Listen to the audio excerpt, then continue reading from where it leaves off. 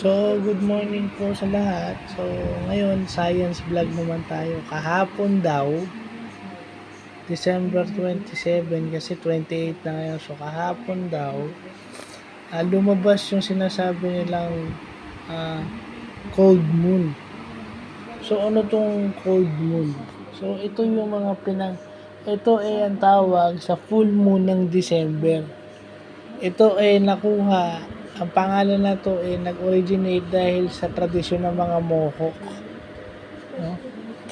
Kaya sinabi itong cold moon dahil yung icy conditions ng buwan ng December. No? Sa mga Mohawk nakuha to. Ano naman natin yung mga Mohawk eh. Yung mga tradisyon sila sa mga ganyan, mga Mohawk people. So doon nakuha yung cold moon, full moon sa buwan ng December. No, dinidescribe kasi yung icy conditions ng buwan ng December at full moon pa. So, yun yung madaling pagkakasabi, yun ang tawag dun sa event na yun. So, again, another science astronomy vlog, no?